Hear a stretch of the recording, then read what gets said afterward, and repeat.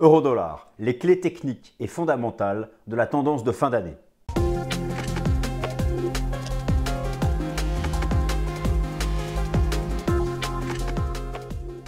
Alors chers amis, je suis ravi de vous retrouver pour la nouvelle édition du Fast & Forex. Nous sommes le mercredi 8 novembre 2023. Nous allons parler du cours de l'euro-dollar, le taux EUR-USD sur le Forex, qui semble avoir interrompu 3 mois d'une séquence baissière qu'il a vu passer de 1,12 à 1,05 $. 1,05 $ qui était, vous vous en souvenez, le bord du gouffre sur le plan technique, niveau défendu in extremis, et voilà que depuis s'est profilé un rebond de 200 pips. Alors, la question que je vais traiter dans cette vidéo, elle est simple. La baisse de 1,05 de 1,12 à 1,05. Était-ce un simple retracement de la hausse de 0,95 à 1,12 et donc là nous serions repartis en tendance haussière? Ou n'est-ce que le chant du cygne avant de retomber à la parité? C'est une question centrale, avant tout alimentée par... Non mais écoutez, le rebond sur 1,05 que vous avez observé la semaine dernière sur le cours de l'euro-dollar n'est même pas du fait de l'euro. Dans euro-dollar, dans le taux EUR/USD, vous avez qui agissent ensemble, parfois se contradisant, parfois s'affrontant, convergeant, les fondamentaux de la zone euro et ceux des États-Unis. Alors, overall, la tendance imprimée sur le marché d'échange flottant de son petit nœud, le Forex, par le cours de l'euro-dollar, c'est d'abord et largement les fondamentaux des États-Unis.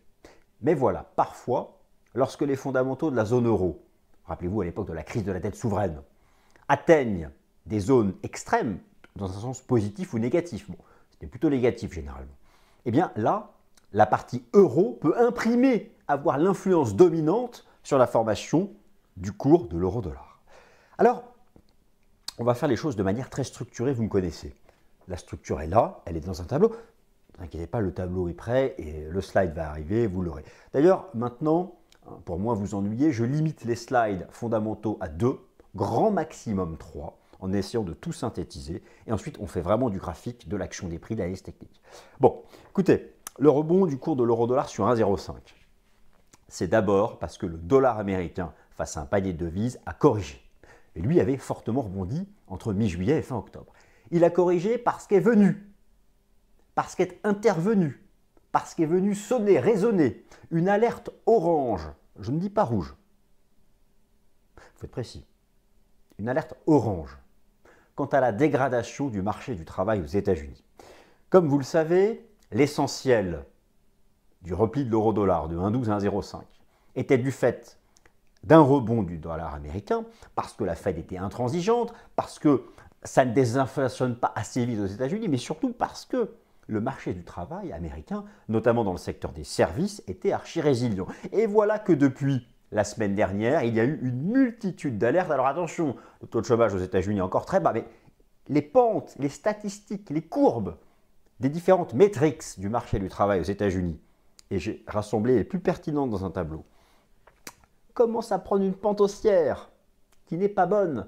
Pire, la semaine dernière, alors on a vu ça à travers le nombre de personnes au chômage aux États-Unis, encore le nombre de personnes à temps partiel pour raisons économiques, ou encore le nombre de destructions d'emplois permanents, d'emplois à temps plein. Vous allez voir, les courbes sont encore basses, mais commencent à prendre une mauvaise pente. Les inscriptions hebdomadaires au chômage, les inscriptions continues au chômage, c'est-à-dire le fait de se réinscrire une semaine après l'autre, commencent à prendre une pente haussière.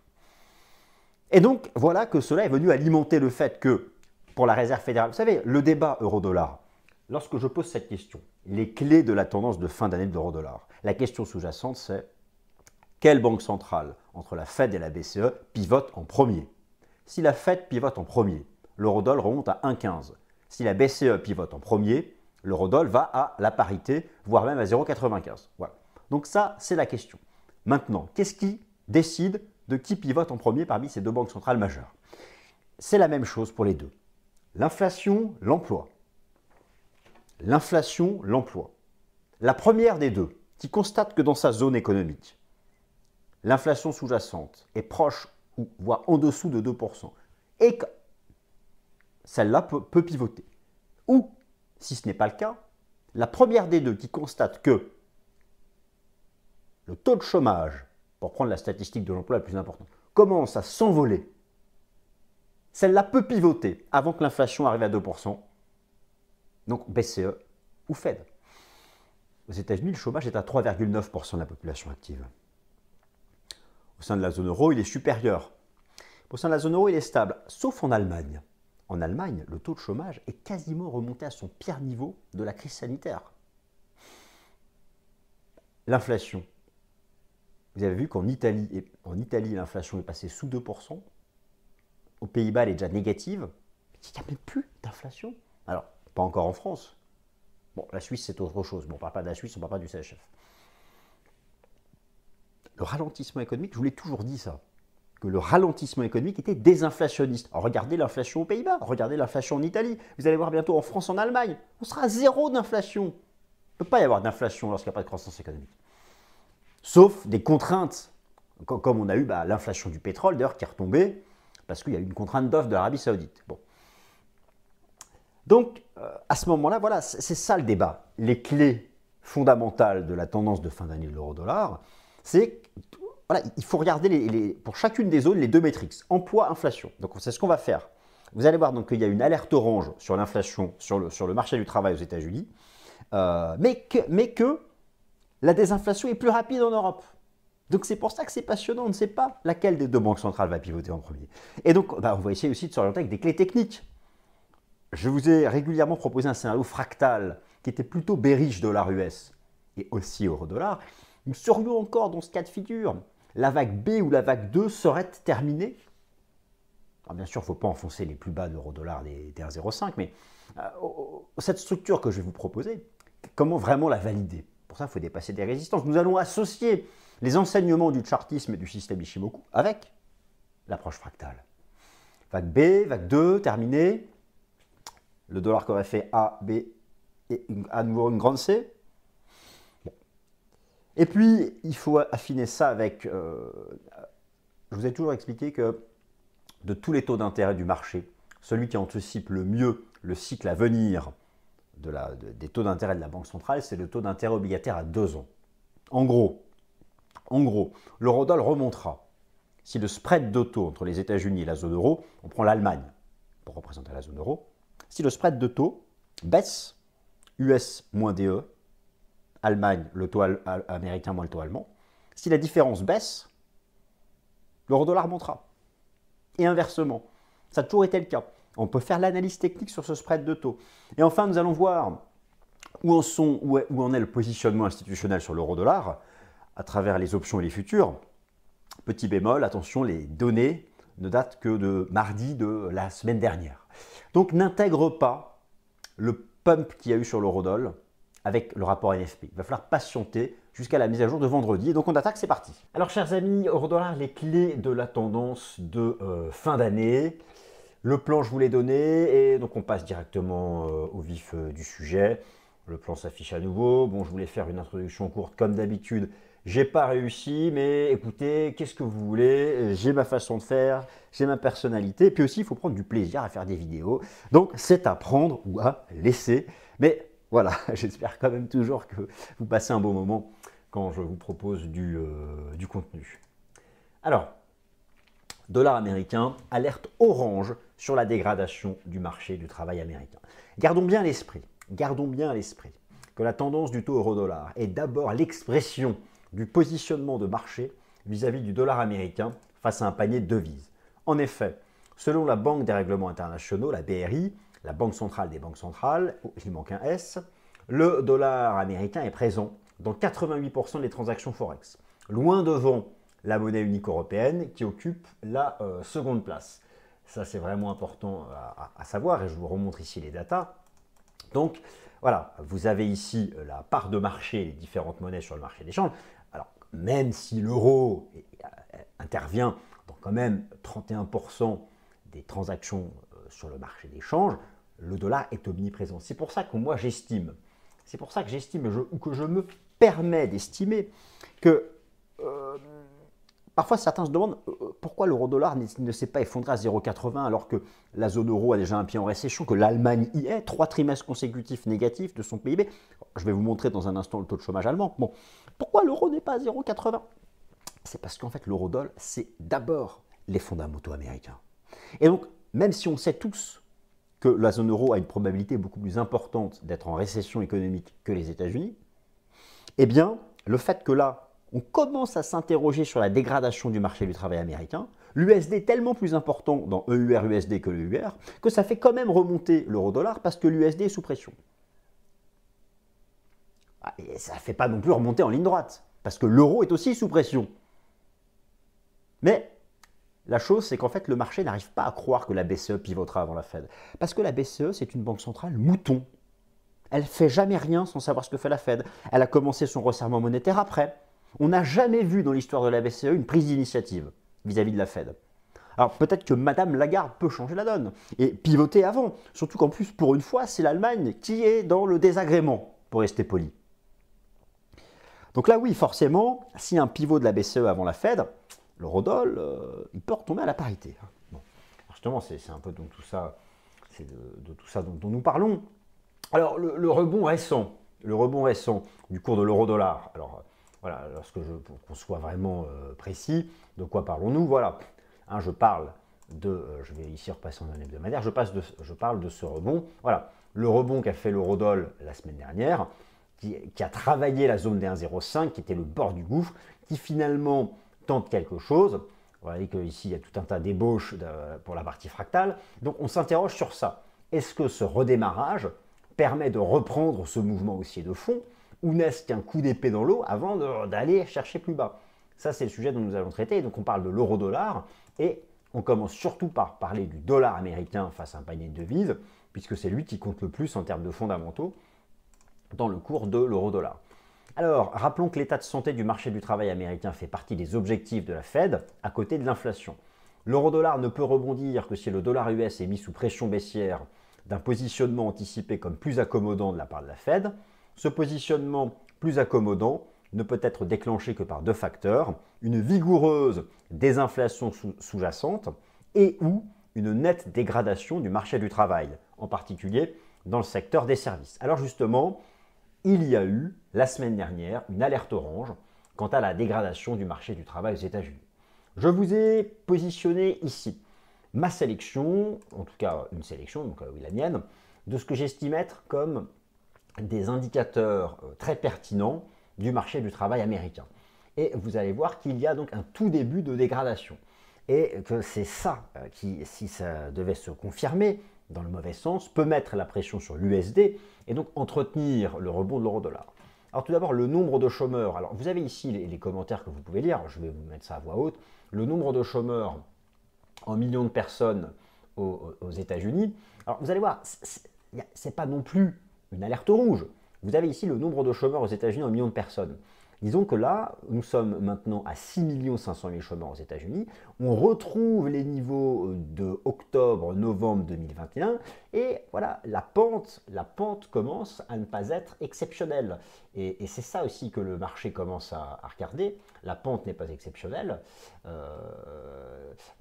Ça, c'est une première frayeur quant à la dynamique du marché du travail aux États-Unis.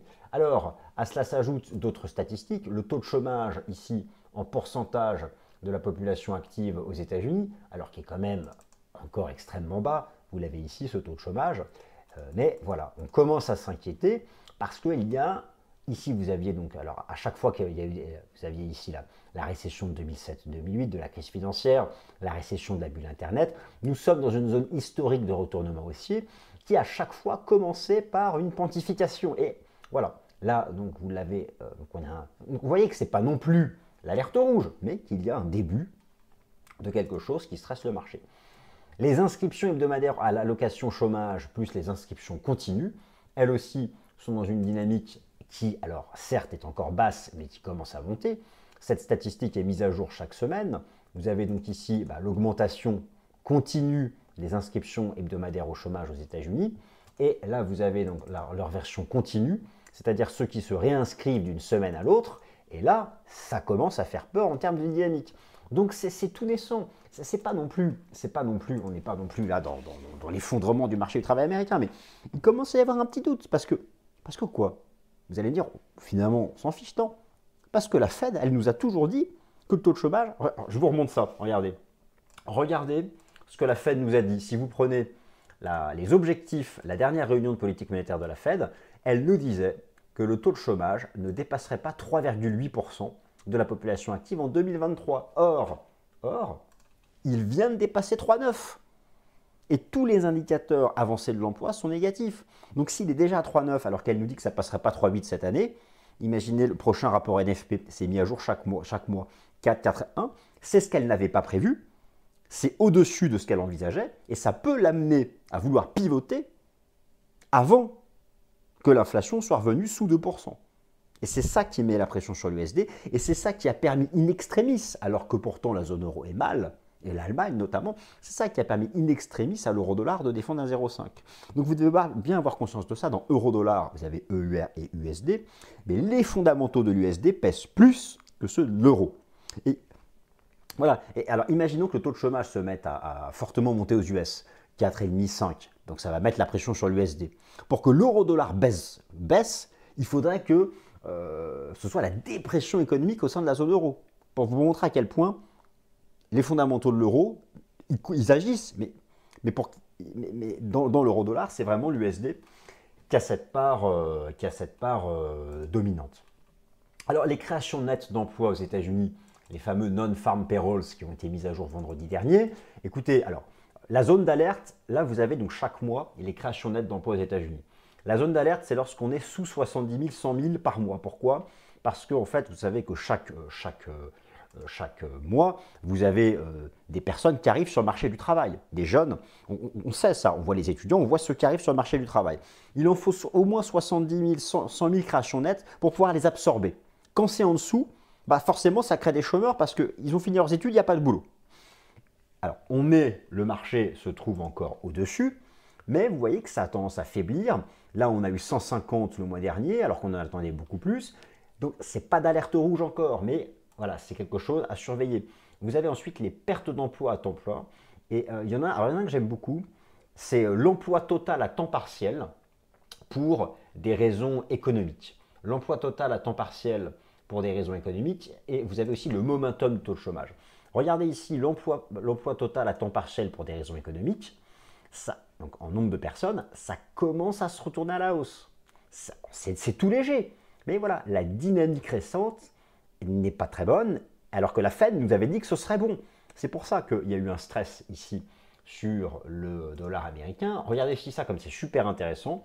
Vous avez en rouge le taux de chômage, le nombre de chômeurs, je vous en ai parlé, et en noir, on fait l'analyse technique, vous avez le momentum du taux de chômage annuel. Vous avez l'évolution, donc le taux de chômage en rouge, et là vous avez son pourcentage d'évolution en rythme annuel, la courbe noire. Regardez, ça vient de repasser au-dessus de zéro, et regardez la pente verticale du momentum à 1 an du taux de chômage. Ça rappelle c'était toujours en avance sur le taux de chômage en lui-même. Donc ça, c'est quasiment alerte rouge. Donc, donc voilà, il y a beaucoup de statistiques comme ça qui nous amènent à nous interroger sur l'état de santé du marché du travail aux États-Unis. Regardez ici les pertes d'emploi à temps plein aux États-Unis. Alors oui, c'est encore bas, mais là aussi, vous avez une dynamique récente qui est sous surveillance. On se dit, voilà, la pente commence à être mauvaise. Donc, même, j'ai envie de vous dire maintenant qu'au fond, ces statistiques de l'emploi vont peut-être devenir beaucoup plus importantes que les chiffres de la désinflation. Alors, maintenant, on va parler justement de la zone euro. Quand bien même le marché du travail américain se dégraderait, il y a des pressions baissières énormes sur l'euro. C'est pour ça que c'est vraiment le débat. Les clés fondamentales et techniques de l'euro-dollar d'ici la fin de l'année, les deux zones là, il y a des sources de pression partout. Donc voilà, c'est celle qui montera, c'est celle qui aura le moins de pression par rapport à l'autre. Alors, en zone euro, le taux de chômage est encore assez stable, mais enfin pas partout.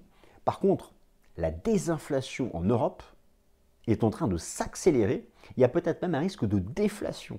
C'est-à-dire que, par exemple, en Hollande, le taux d'inflation annuel est passé sous zéro. Il n'y a plus d'inflation. Ils n'en ont plus. C'est sous zéro. En Allemagne, en Italie, d'un mois à l'autre, ça s'est récemment effondré. Alors, je vous montre ça, vous allez voir, c'est assez impressionnant. Alors, regardez ici, vous avez l'inflation annuelle au sein de la zone euro, alors qui est encore au-dessus de 2. C'est pour ça aussi hein, que l'euro a été sous pression, parce que l'inflation en zone euro est récemment tombée à 2,9. Regardez en Italie, sur le mois d'octobre, d'un coup sec de 5 à 1,78. Ça y est, si l'Italie était la zone euro, la BCE elle peut pivoter. Bon, j'exagère parce que c'est l'inflation nominale et qu'on regarde l'inflation sous-jacente. Mais là, concrètement, là, 1,78 en Italie. Hein, aux US, on est encore à 3,3, 3,4. Alors, ça, c'est la partie inflation. On va vraiment regarder les chiffres de novembre et de décembre. Mais le débat, qui de la Fed ou de la BCE va pivoter en premier en 2024? La clé fondamentale de l'euro-dollar se trouve ici. Les tactiques, ce sont d'abord les fondamentaux des États-Unis qui ont un impact de premier rang sur le cours de l'euro-dollar, mais naturellement, les fondamentaux de la zone euro agissent sur la dimension EUR, et lorsqu'ils sont dans une zone extrême, ils peuvent être en mesure d'avoir une influence dominante sur le taux EUR-USD. La chute de 3 mois entre 1,12 et 1,05 $ a été en grande partie causée par des indicateurs de plus en plus récessifs pour la zone euro, en particulier pour l'Allemagne, et c'est vraiment l'Allemagne qui souffre. Je vous montre ici, vous allez voir, c'est très percutant. Regardez l'évolution du taux de chômage en Allemagne. Ici, vous avez ce qui s'était passé au moment de la crise sanitaire, alors que c'était une économie qui a été mise à l'arrêt parce que les États avaient décidé d'appuyer sur le bouton stop. Regardez, c'est hyper inquiétant le taux de chômage en Allemagne. Donc c'est vrai que lorsqu'on regarde ça, lorsqu'on regarde cette courbe du taux de chômage en Allemagne, et l'inflation en Hollande ou en Italie, on se dit, bah oui, forcément, la BCE va pivoter avant la Fed. Et du coup, c'est baissier euro-dollar. Oui, mais non, mais dans l'histoire, on n'a jamais vu la BCE prendre l'initiative sur la Fed. Et on voit un tout début de dégradation du marché du travail aux États-Unis. Et comme je vous l'ai expliqué, c'est d'abord les fondamentaux des États-Unis. Mais voilà, en fait, on va voir le mois prochain. Si ce que l'on commence à percevoir en alerte orange sur le marché du travail US commence en novembre et en décembre à devenir alerte rouge, ça fera remonter l'eurodoll. Même si c'est pire en zone euro. Par contre, voilà, si dès le mois prochain, on voit que finalement cette alerte orange finalement ça repasse au vert assez vite, alors là, l'Europe, elle ne va pas repasser au vert assez vite. Moi, je suis assez convaincu que dans quelques mois, on ne parle plus d'inflation en Europe. On parlera de baisse de prix, de déflation, à cause du ralentissement économique. Ou de l'envolée du chômage, qui pour l'instant est une réalité en Allemagne. Il y a un début d'alerte orange en France. C'est plus proche des États-Unis. Par contre, en Allemagne, c'est même pas d'alerte rouge. Ils sont déjà dans le rouge, les Allemands, de toute façon. Ils sont déjà dans le rouge. Voilà. Bon, donc tout ça est assez passionnant. Le scénario d'un retour du cours de l'euro-dollar à la parité ne peut s'appuyer que sur un pivot de la BCE qui se fasse en amont du pivot de la Fed. La BCE pourrait-elle, pour une fois dans sa vie, prendre l'initiative sur la Fed en pivotant la première? Je dirais oui, si et seulement si le risque de déflation prenait le dessus. Les mesures de l'inflation en octobre ont chuté au sein de la zone euro et le marché du travail commence à se dégrader donc en Allemagne. Alors maintenant, on va regarder les considérations techniques. C'est important. Euro-dollar et DXY, la vague B ou 2 serait terminée. Analyse technique en fractal. Alors là, je vais revenir ici donc sur la partie technique. On commence par un graphique de long terme. Moi, j'ai, vous savez, toujours eu ce scénario sur le dollar américain face à un panier de devises d'une structure. Donc je vous remonte le graphique de très long terme. On avait fini ici les 5 temps de hausse entre 2008 et 2022, après avoir rejoint cette grande résistance de long terme. Et là, donc, on est dans une structure classique en ABC. Alors, avec le repli récent du dollar US, cette vague B, ici, pourrait être terminée. Donc, c'est ce que nous allons regarder ici plus en détail. Alors, vous retrouvez ici cette structure en ABC, assez classique. Je vous remontre, après les 5 temps, on serait dans cette structure-là. Une grande A, une B, et on aurait fini donc la grande C. Alors, ce qui est intéressant, c'est que ici, je vous propose un sous-décompte. Une vague corrective comme ça en 3 temps ABC, c'est du 5-3-5. On a les 5 temps de la grande A, on a eu les 3 temps de la B, A, B, C, qui elle-même a pris la forme d'un expanded flat. Alors, je vous remonte cette pattern. Ici, dans un marché baissier, vous avez ici, voilà, l'expanded flat, je vais vous mettre ça côte à côte. Vous avez ici, voilà, dans un marché baissier, la structure en A, B, C, avec la B qui a fait un plus bas que la A, la C qui est venue chercher plus haut que le sommet de la A. Et on avait bien à l'intérieur, on a bien eu du 3, 3, 5. Avec ici, on a eu la A, B, C pour faire la grande B. Bon, j'espère que vous me suivez avec toutes ces lettres de l'alphabet. Bref, donc on a cette structure qui est intéressante, qui est tout à fait possible. Et a priori, le repli la semaine dernière du dollar américain donnerait du corps à cette analyse. Ce scénario fractal bearish, son invalidation, c'est bien sûr les récents plus hauts. Hein, donc au-dessus de ces niveaux-là, c'est terminé. Ce ne serait plus du tout la structure fractale du marché. Mais maintenant, quel support il faudrait casser pour valider pour de bon cette structure fractale baissière? Et c'est là que c'est intéressant de croiser avec l'Ishimoku. Et ensuite, on va venir sur l'euro-dollar. Vous allez voir que c'est plus ou moins la même chose, mais en version inversée. Alors, je dirais que pour vraiment valider cette pattern ici en ABC, où la grande B aurait été un flat étendu, et là, on serait parti pour une grande C baissière, je dirais que pour confirmer ça, il faudrait rompre la moyenne mobile à 200 jours, donc qui est ici, donc il y a encore un peu de chemin. C'est vraiment, je pense, le fait de la briser et de revoir sa pente passée baissière qui confirmerait ce scénario. D'un point de vue de chartiste, ce serait la rupture des 102,90. Et lorsque l'on regarde le système Ishimoku en données hebdomadaires, pour vraiment valider la structure baissière, il faudrait casser la Kijun, ici en hebdo, donc les 103,50. Et notez que, regardez la Kijun hebdo qui est là, et regardez à droite, ça correspond à la moyenne mobile à 200 jours. Donc pour vraiment valider cette structure fractale baissière, il faudrait casser Kijun MM 200 jours. Et là, clairement, on serait reparti pour une grande C baissière. En fait, pour le cours de l'euro-dollar, ça va être la même chose, mais à l'envers. Alors, il y a plusieurs approches. En fait, on peut se dire que c'est soit une vague 2 qui est terminée, soit une grande B dans le cas d'une ABC. Mais ça va venir au même parce qu'on s'intéresse ici au troisième temps. Donc, on a eu pareil une grande 1, ici à l'époque, qui s'est fait en 5 temps. Ensuite, on a eu ici une vague B ou 2 qui s'est faite en expanded flat. Donc, je vous la remonte cette fois-ci, mais dans un marché haussier, ici, voilà, dans un marché haussier, vous avez ici l'expanded flat, vous avez eu ici la A, la B et la C. La A, la B et la C, la A, la B et la C. Donc, c'est une structure fractale maintenant dont l'invalidation, c'est bien sûr, c'est sous les plus bas. Moi, je dirais, c'est un 0,515, toujours pareil, c'est ce niveau. Le scénario bullish maintenant, son stop de protection, c'est les 1,0515, mais en fait, c'était déjà plus ou moins le stop. Il a été un peu travaillé ici, on l'a vite réintégré. Maintenant, pour vraiment valider cette structure bullish, il faudrait redépasser la moyenne mobile à 200 jours, ou sinon, si on y associe le système Ishimoku aux données hebdomadaires, il faudrait dépasser la Kijun, les 1,0850, 1,0860. Notez qu'en hebdo, on essaye toujours de tenir le nuage ici en données hebdo. Donc voilà, c'est là où ça peut être intéressant de croiser Ishimoku et fractal, avec notamment la Kijun Sen hebdomadaire, ici sur ces deux marchés. Maintenant, il faut affiner tout ça. Vous avez bien compris que cette structure potentiellement haussière sur l'euro-dollar et donc baissière sur le dollar américain, ça dépend de quelle banque centrale pivote. Bon. C'est intéressant aussi de savoir que, mais je vous l'ai souvent expliqué, qu'il y a des taux d'intérêt du marché qui anticipent le taux d'intérêt de la banque centrale, notamment le taux obligataire à 2 ans. Et ce qu'on peut faire, c'est représenter le spread, la différence entre le taux obligataire américain à 2 ans et le taux allemand à 2 ans. Si ça monte, c'est bullish dollar, donc bearish euro-dollar, et si le spread baisse, c'est bullish euro, et donc c'est bullish euro-dollar. Vous avez bien compris. Bon, alors on va regarder justement où on est ce spread.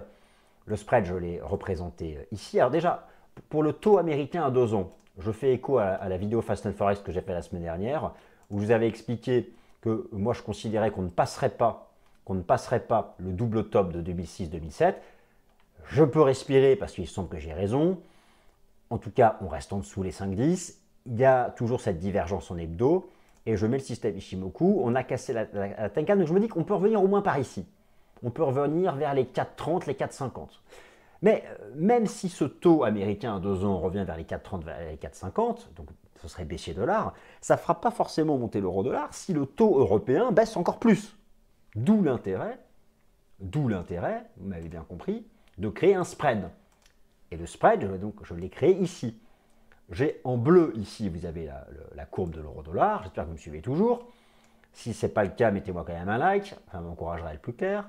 Et en bougie japonaise, vous avez le spread, c'est-à-dire la soustraction entre le taux américain à 2 ans et le taux allemand à 2 ans. Et donc, vous notez que les phases d'avancée de l'euro-dollar, c'est quand le spread baisse, et les phases de baisse de l'euro-dollar, c'est quand le spread monte. Et là, ce que j'observe, c'est que le spread vient d'échouer sous cette grosse résistance horizontale chartiste, et que cette grosse résistance, et que ça correspond à la SSB du système Ishimoku. Mais en même temps, c'est toujours dans le nuage. Donc c'est neutre. Il faudrait que le spread casse ce niveau pour vraiment que ce soit bullish euro-dollar. Donc, ça, au final, on est dans cet entre-deux, entre 1,05 et 1,085 pour l'euro-dollar, 1,05, 1,0850, où ça va se chercher. Ça va se chercher. Mais pour le moment, c'est vrai que le spread a échoué sous résistance. Ça commence à peut-être à nouveau bullish euro-dollar, même si là, il faudrait vraiment sortir du nuage pour pouvoir définitivement le dire. Alors, positionnement institutionnel sur le taux euro-dollar avec les futurs et les options. Alors, pour ça, j'utilise le rapport Commitment of Traders. Il y a une difficulté. Les données qui sont à ma disposition là sont le rapport de vendredi dernier, mais qui sont elles-mêmes les données de mardi dernier. Bon. Or, le vrai mouvement qu'il y a eu sur le dollar, ça a été jeudi et vendredi dernier. Donc, ce n'est pas vraiment à jour. Ce que je voulais vous dire, c'est que vendredi prochain, soyez très attentifs à la mise à jour de ce rapport. Alors, je vais quand même vous montrer où en sont les dernières données. Ici donc le tout dernier rapport Commitment of Traders sur le cours de l'euro-dollar, où alors les positions short ont cessé de monter. En jaune, vous avez la différence entre les positions longues et les positions short. Et forcément, les phases d'avancée de l'euro-dollar, c'est quand la courbe jaune se redresse à la hausse, casse des résistances, et c'est lorsque les positions short commencent à chuter. Alors, elles se sont mises à plat, elles n'ont pas vraiment commencé à chuter. Mais les données qui sont à ma disposition, malheureusement, elles remontent au mardi 31. Donc voilà, il va falloir être patient pour avoir les données de positionnement institutionnel. Mais ce que l'on sait déjà, c'est qu'il commençait à y avoir un petit peu moins de vendeurs. Donc, est-ce que c'est précurseur à un dépassement de résistance un dépassement de résistance sur le cours d'euro-dollar pour vraiment repartir. Vous savez, alors moi je dis c'est entre 1,05 et 1,0850, ça va se chercher. Mais le vrai stop, le vrai niveau pour redéclencher, dans la structure ici, soit on a une 2 ou on a une grande B, dans tous les cas, c'est le top de la première vague, qui serait soit une 1, soit une A, qui relance la tendance précédente. Dans tous les cas, le vrai niveau à dépasser pour ceux qui visent un 15, un 17, c'est à nouveau les indices 30, qui était ce niveau-là. On voit très bien que c'était ce gros niveau. Ce serait ça le vrai niveau d'accélération haussière. Mais bon, moi je pense qu'en fait, dès le dépassement de la Kijun Hebdo, on aurait un pré-signal haussier. Naturellement, le risque baissier serait déjà, si déjà on recasse les 1,0630, parce que les 1,0630, regardez, c'est la bougie du vendredi 3 novembre qui a vu le mauvais rapport NFP américain. Donc si on recasse les 1,0630, et alors pire, les 1,0515, c'est terminé. Donc le scénario de la chute à la parité, c'est en cas de cassure des 1,0515. Et le scénario d'une réaccélération haussière, c'est en cas de dépassement des 1,0850, rapidement confirmé par le dépassement des indices 30. Voilà, chers amis, écoutez, j'ai essayé d'être le plus clair possible, le plus concis possible. Bon, maintenant je tombe entre vos mains et je laisse votre dur jugement s'appliquer. Et je vous souhaite une excellente semaine. Merci à vous. Merci.